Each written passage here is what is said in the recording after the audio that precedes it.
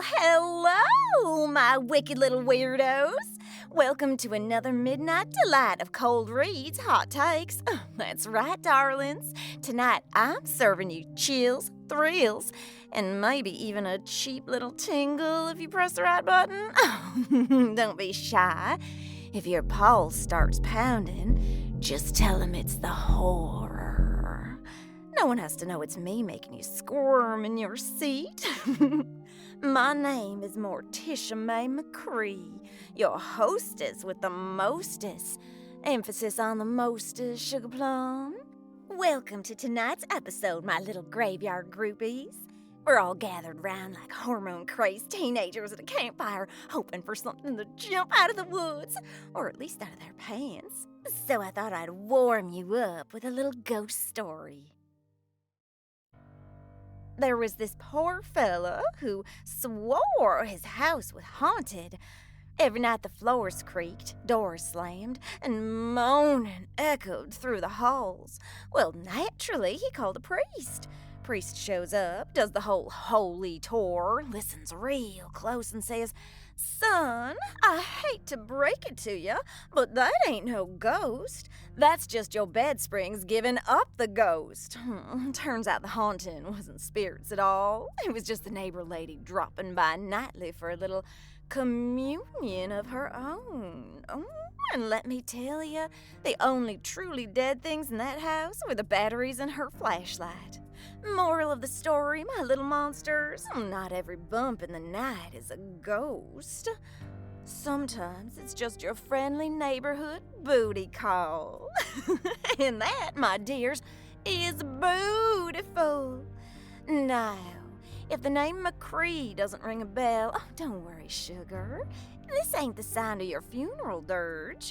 I'm kin to good old Randy, bless his redneck soul. But while he's out there wrestling critters off the porch, I prefer my playthings a little darker, a little stranger, and with a whole lot more stamina. Let's just say Randy brings the cornbread, but I bring the buns. And trust me, mine stay nice and warm. Tonight's menu of mayhem: shadows that grope you in the dark, monsters with claws that love to scratch, and the occasional heavy breather who just can't seem to keep his mouth shut. And honey, if you hear something creaking in the night, don't panic. It's not a ghost. That's just me stress testing the furniture. So, cuddle up close. Oh, closer. That's it. I don't bite. Oh, unless you ask real nice. Strike a match, light a candle, or light whatever you've been hiding under your mattress, and prepare yourself. By the end of this, you'll be scared stiff, or just stiff. Either way, mission accomplished. Our first real tale of terror, freshly dug up from the grave of imagination. It's called Museum of the Macabre. Read by Anthony Lovato and written and sound designed by Brady Flanagan. Tagline: embark on a unique and informative tour. Oh, don't you just love an educational attraction? Or, if you're feeling frisky, what if Dr. Seuss operated a horror museum? Now that's a tongue twister, baby. So, lock the doors, hide your valuables, and maybe keep a fresh pair of panties handy, 'cause you're about to take a tour that'll rattle your bones, and maybe polish 'em too.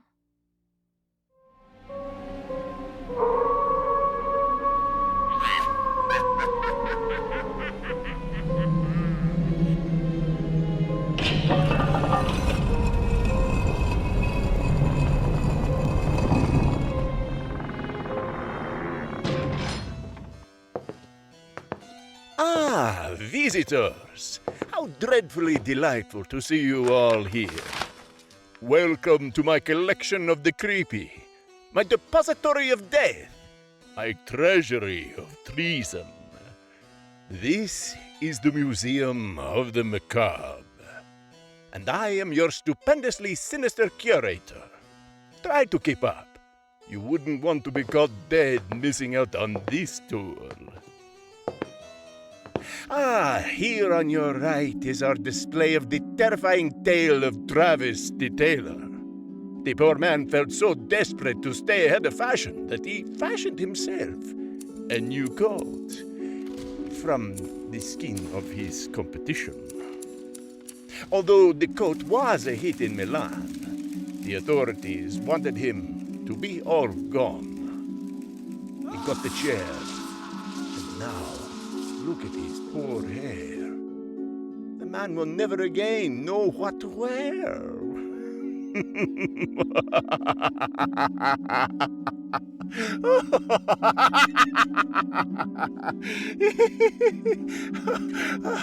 I kill myself.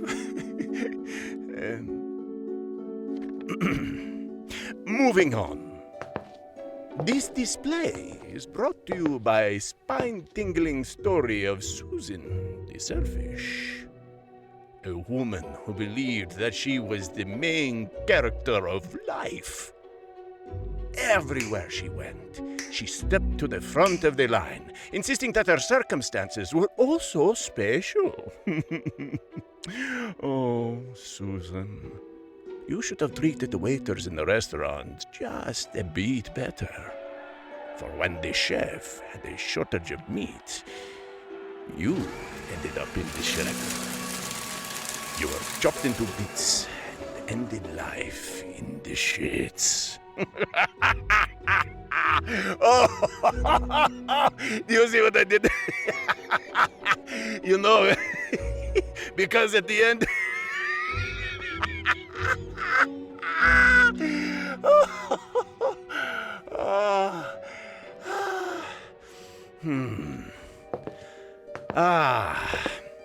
This last display may seem a bit empty and bare, but you need to look closely from right over there. 2 steps closer together, if you please. There. Keep looking at that spot with ease. This is the fearful fable of the ones who observe. They delight in the stories that I tell, with no consideration of the private hell of the families and friends of our tales of woe. Have you figured it out yet? Do you know? I know that this may seem quite out of the blue, but this dreadful drama is all about you. And with that, I bid you a fond toodaloo. I don't ever say that.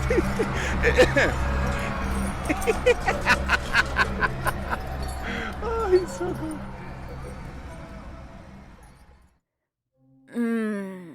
Wasn't that a treat, my little crypt critters? Museum of the Macabre. Nothing like a tour that makes you feel both cultured and slightly violated at the same time. Just the way I like it. Educational attractions, darling. Who knew you could learn so much about anatomy without even opening a book? Or your legs. But don't you go polishing your headstones just yet. We've only just begun to scratch and scratch and scratch. Oh, listen to me. I'm making myself tingle. Our next little bedtime snack is called the Harrowing. Oh, sounds intense, right? Oh, but don't worry. It's less chains and screams and more pumpkins and cream. Think of it as exploring a quaint little town full of autumn traditions, fallen leaves, and neighbors who smile just a little too wide. Oh, you know, the kind of folks who'd offer you a fresh pie, and you're not sure if it's apple, pumpkin, or Aunt Mildred. Oh, and speaking of pie, foraging is all the rage these days. Everyone's out there picking mushrooms, nuts, berries, or at least pretending they know which ones ain't gonna kill them. I say, If you're gonna go mushroom hunting, take someone you trust. And if the fungi doesn't knock you out, maybe your partner will. After all, it's not called a forage unless somebody ends up on all fours. So, tighten your scarves, pull up your big boy boots, and let's take a stroll through this charming little town, where autumn traditions are more than just hayrides and cider. They're a one-way ticket to the harrowing. Acted by Emily Morse Lee, written by Scribbler Johnny, and the luscious sound design by Brady Flanagan. Everyone tells stories about bloody harvest rituals. I don't have a story like that to share. This is about fall, specifically after harvest is done with. Here in Fur Corners, Halloween is particularly morbid. Autumn bone hunts for the kiddos. They sweep the woods and fields for bones, any they can find or dig up. Mushrooms too, no matter if they are edible for humans. Many mushrooms are prizes for the hunters. If this were a movie, the locals would be a bit secretive, maybe even embarrassed for an outsider like me to learn about their traditions. Not so Fur Corners. They're quite cheerful and have been very free with stories from their youth. I recall one chap telling me about 1984. The local movie theater had been able to get the best movies that year, even Streets of Fire. He and his buds found the prize of prizes, mushrooms that had grown amongst bones. He showed me a picture on his phone of the original photograph. Two young men of about 14 hunkered by a skull with big white puffball-style mushrooms behind it. Then a photo of them each holding a mushroom over an eye, grinning. I smiled and nodded. His story wasn't finished. He explained the skull was that of a fox, and I had no reason to doubt him, and I am certainly not able to contradict him. Why do they gather bones and mushrooms? Decay, and that which feeds on decay, you see. It makes sense. The bones and mushrooms are gathered to a massive furnace, and the resulting ash is scattered over every farm and churned up into the earth when they harrow up at the fields. I suppose it can't do any harm to the soil, but I'm no farmer. The kids are off hunting now. I can hear them whooping and chatting and running. It's such a cheerful sound, it makes me nostalgic. Oh, someone is banging at the door. It must be very urgent. I hope no one's had an accident. I'll just go and see. Oh, wasn't that just darling, my graveyard gourmets? The Harrowing. A quaint little small-town tour of autumn traditions. Pumpkins, pie, and just enough backwoods charm to make you wonder if they were smiling because they liked you or because they already picked out your plot. Nothing like wholesome family fun with a side of human sacrifice. But don't hang up your hayride harnesses just yet. We're about to take a sharp left turn into the land of machetes, masks, and mommy issues. That's right, darlings. Our next little bedtime banger is all about the original campfire Casanova himself, Jason Voorhees. Now, I know what you're thinking. Jason, a sensitive soul. Oh, but trust me, under all that hockey gear is just an old boy pondering his life's work. And honey, when your resume reads stabbing teens and drowning trauma, well, let's just say the retirement package ain't much. Imagine it. A killer with a conscience. A man with a machete taking a long, hard pause for effect. Look at his legacy. All those cabins, all those campers, all those screams in the night. Did he make the world a better place? Or just a bloodier one? Oh, don't worry, Sugar Plums. I know this sounds deep, but I promise there'll still be plenty of slashing, gasping, and heavy breathing. And that's just me after a set of stairs. So grab your sleeping bags, zip 'em up tight, and keep one eye open. 'Cause Jason's about to do some soul searching.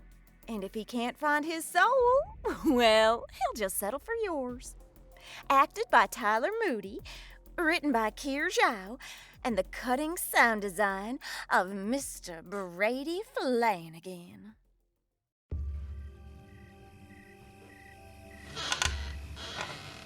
You know, I've been doing this slasher gig for over 40 years now. 40 Years. You'd think by now I'd get a promotion or something. Maybe a nice desk job at Hell HQ. But no, here I am, still wandering around lakes, chopping up teenagers who apparently have never heard of me. I mean, come on. The first rule should be, don't go to Camp f***ing Crystal Lake. Yet here we are. You know, back in the 80s, things were simple. I'd pop out of a lake, terrorize a few kids, they'd scream, I'd do my thing. In credits. But then, around the 7th or 8th go-around, things started getting weird. Like, I really started losing my sense of purpose. I went to Manhattan. Was I high? Do I strike you as the kind of guy who loves a good Broadway show? And since when did the lake provide maritime passage to New York City? It was all downhill from there, you know. Don't even get me started on the space thing. Went from a cursed camp to a spaceship. What's next? Motherfucking Jason in the fucking multiverse? Out there battling Spider-Man or some shit? I mean, I'm all for new experiences, but killing people in zero gravity? It's just not the same. Plus, my machete kept floating away. Totally ruined the mood. And what's with the mask, huh? I love the burlap sack. It was comfortable, warm. It was working for me. But there I go again, trying to change things up when the old formula was working. Who am I trying to impress? 40 goddamn years, and I'm right back where I started. What was I thinking? A hockey mask? It's iconic now. I get it, but what did it achieve for me, you know? What did it mean for Jason f***ing Voorhees? I'm not even Canadian. Do I look like I belong on the Toronto Maple Leafs? I didn't even play hockey in high school. It was more of a... Well, honestly, I didn't play any sports. I drowned. Thanks for that, by the way, counselors. You know what the worst part is? After all this time, it's my memory. Totally unreliable. It's all over the place. It's really hard to even figure out who I am anymore. When I try to think back, one minute I'm this unstoppable, undead force of nature. Like, that shit was crazy. Some real OP Revenant shit. But the next minute I'm... what? A traumatized kid who just needs therapy? I need to work my shit out, you know? Spend a little time getting to know the real Jason. Yeah, figure out my whole deal. Yeah, honestly, I'm just tired. How many times do I have to rise from the dead anyway? Been stabbed, drowned, electrocuted, blown up. Heck, I even got sent to hell once. And you know what? It's actually kind of nice down there. Warm, cozy. Lots of my old victims hanging around. I know, right? Turns out the big man upstairs isn't all that forgiving. Turns out being young is a sin. Anyway, I was glad for the rest and the company and a little respite from the old routine. But oh no, someone thought they'd squeeze one last chop fest out of me. I'm not sure I even know what the is happening in that one. All I know is that I had to fight some dude who had sharp fingers, a striped sweater, and was in desperate need for a new skincare routine. I think I might have turned Destiny's Child into a duet or something towards the end there. I don't even know at this point. But here's the thing. I think I'm done. One last little victory lap around the lake and I'm through. That's right. No more slashing. No more chasing half-naked teenagers through the woods. I'm retiring. Maybe I'll open a nice little bed and breakfast. Bitch and Jason's f***ing Lakeview Lodge. No killing, just good old-fashioned hospitality. And hey, if you happen to stay in cabin 13, well, that's on you.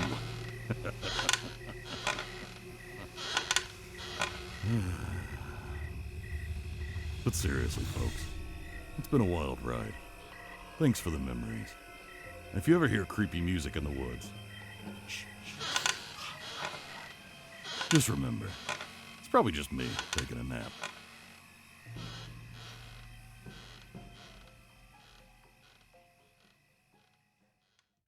Well, well, well. Wasn't that a real slice, sugar? Our Jason, pondering life, love, and the finer points of machete maintenance. Who knew the strong, silent type could be such a deep thinker? I mean, he's not much for conversation, but let's be honest. Sometimes it's the quiet ones you gotta watch out for, am I right? If he ever invites you up to his cabin for a midnight swim, my advice, wear something light. You know, like a life jacket. But now, my little creepers, it's time to go from sharp objects to sharper tongues. Our next tale is called The Debt. And trust me, it's one you'll want to stick around for, because nothing says date night like tragedy, suspicion, and a witch hunt that drags somebody straight into the darkest, juiciest corners of the soul. Oh, think of it as a morality play, only instead of morals, it's got mob mentality, pitchforks, and a whole lot of dirty secrets.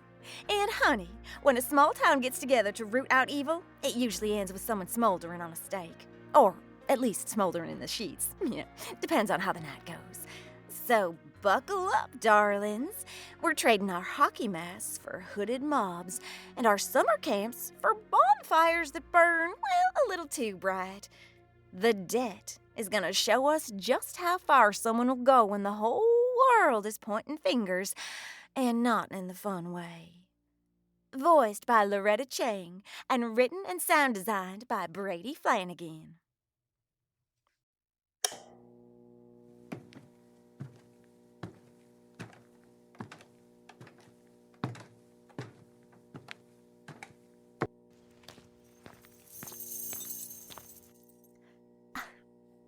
Oh, hello there. Wakey, wakey. Welcome back to the land of the living, though I guess that maybe, I don't know if that's a relevant term, isn't it? Oh, come on, don't bother. You think that I honestly wouldn't have taken precautions? One of your sisters taught me a little something that I knew would take the wind out of your sails. You see those runes carved into the cement at your feet? Huh, yeah, you know what those mean. Your speech is scrambled, which means no hexes and no power. Doesn't feel too good, doesn't it? Being powerless, being like everyone else. Yeah, welcome to the real world, one that doesn't cater to your every whim. It sucks, but don't worry, you won't have to deal with it for too long. You know, it's interesting how you have this divine connection with your sisters, this innate sense to feel each other's emotions and know when you're near each other. Your connection to help you to feel safe. It's ironic then, isn't it, that this is exactly how I've been able to track so many of you down. Let me see. Ooh, needle nose pliers. Haven't tried to use those to remove the runestone yet. It'll probably be a lot more clean than the hacksaw that I had to use on the last one. More efficient. Heck, maybe you can even survive the extraction, but probably not. I mean, come on. You folk weave it into your ribcage. I guess you want it close to your heart or some nonsense? You know that these stones are hack magic at best, right? I mean, they are pretty much just glorified magical magnets, which makes it kind of fun that I've been able to use them as a compass. Guide me right to the next witch. Oh, come on. Don't give me that look. You are my 6th takedown so far, and I've heard it all. Oh, you don't practice black magic? You only use your abilities to lift you and your sisters? You mean no harm? Yeah, well, here's the thing. When you borrow from the universe for yourself, the universe tends to take something back. Everything has a price. Since you aren't fitting the bill, the universe is taking it from those around you. Most of the time, it'll just manifest as a simple cold or random injury, but sometimes it's much worse. I was a single parent, raising my daughter in a quiet suburb where everyone got along, just kind and neighborly. One of my neighbors, a nice woman in her 50s, was especially a favorite of the neighborhood. Well, we thought she was in her 50s, but I later found out it was closer to 500. One day, I caught a glimpse of her and swore that she looked 10 years younger. She had issues with her hip that just disappeared overnight. Her crow's feet and wrinkles also mysteriously vanished. I had assumed that she just got some work done, but then my daughter started to get sick. A week later, they found the tumor. A month after that, we buried her. One of your kind took some karma from the universe, and my daughter paid the price. My little girl. She was 7. So I don't give a shit about your puppy dog eyes. Time for you to repay the universe for everything you've taken. You know what? I think that I will do the hacksaw after all.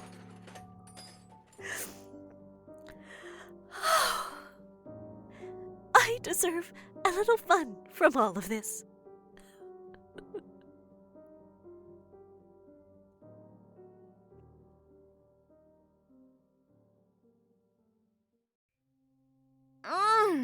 Wasn't that deliciously dark, my little doom dolls? The dead, tragedy, paranoia, and a witch hunt that made Hot Seat a little too literal. I mean, who doesn't love a good old-fashioned torch-bearing mob? Nothing brings a community together quite like pointing fingers and yelling, "Burn the witch!" It's like bingo night, only with more screaming and less casseroles. But don't put your pitchforks away just yet, sugar plums. We're heading from old world hysteria straight to glow-in-the-dark future. Our next tale is called Welcome to Neo-Boston, and let me tell ya, nothing screams a romantic evening scroll like nuclear apocalypse. The skyline may be fried, the rivers may glow, but hey, at least parking's easy. Now, you might think the end of the world means no rules, no laws, no community meetings. But not in Neo-Boston, honey. Oh, no. Even after the big boom, the survivors still find time for that classic civic engagement, debating, voting, and arguing about potholes while the mushrooms are sprouting in more places than one. Guess nuclear fallout can't kill bureaucracy. It just makes it sexier. So, strap on your hazmat suits, extra tight if you're feeling frisky, and get ready for a story where even in the ashes of civilization, people still can't resist a little politics. Because if humanity's gonna go out, darling, it's not with a bang. It's with a long, boring committee meeting. Voiced by Amy Rausch, written by Brady Flanagan, and the apocalyptic sound design by Matt Ruckstar.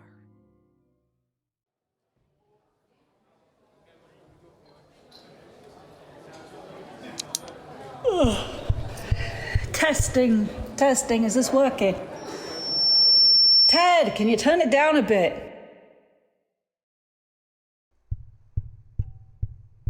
Okay, that's better. Good morning, Neo-Boston. It's a beautiful day here in the heart of Wastelandia. As your mayor, I am honored to lead our society back to where we were before the bombs dropped. Sure, there are rumors that I dropped some of those bombs myself, but I assure you that my nukes were simply misplaced.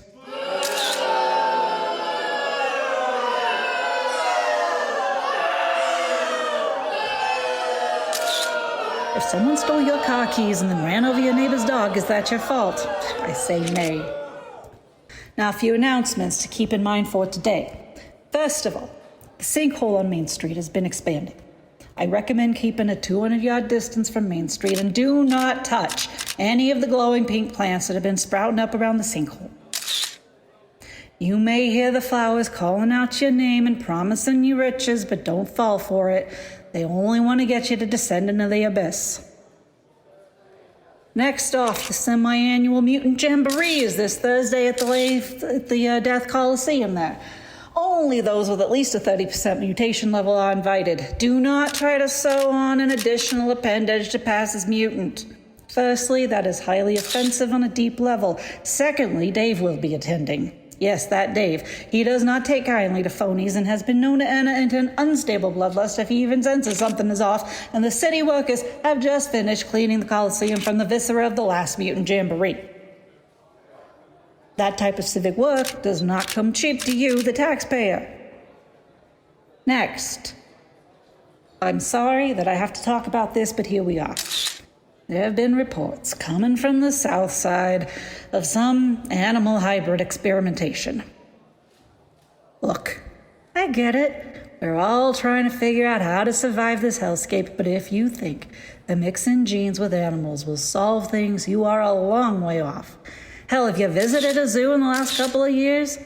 Of all of God's creation, man is the only thing that is even sort of having any semblance of surviving. Come on, man, find a different hobby.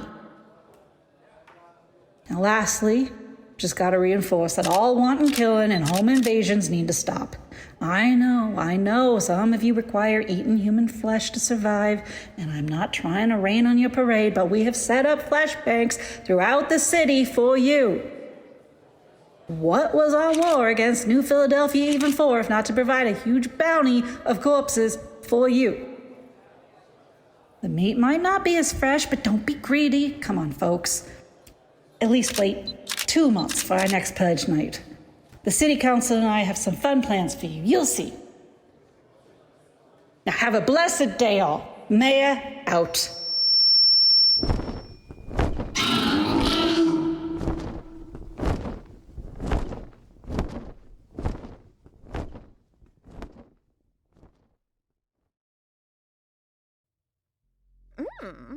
Wasn't that a blast, sugar?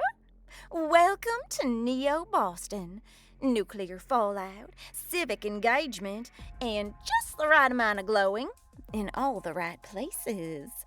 Who knew the end of the world could still turn into a town hall meeting? Guess even in the ashes, someone's got to keep things organized. And I do love a man who knows how to take charge of a room. Or me. Oh, but alas, my little night crawlers. All good things must come to an end. And trust me, I hate coming to an end. Especially when I'm just getting warmed up. So, before you slink back into your coffins, your closets, or your neighbor's bed, just remember, fear is fun, horror is hot, and sometimes the scariest thing of all is how much you liked it. Hopefully I'll be back next time with more stories to stiffen your spine and maybe a few other parts too. Until then, keep your candles lit, your doors locked, and your hands where I can, well, see them or not. This is Morticia Mae McCree, your mistress with the mostest, signing off with a kiss, a wiggle, and a wicked little wish. Stay spooky, stay sexy, and if something goes bump in the night, honey, let it.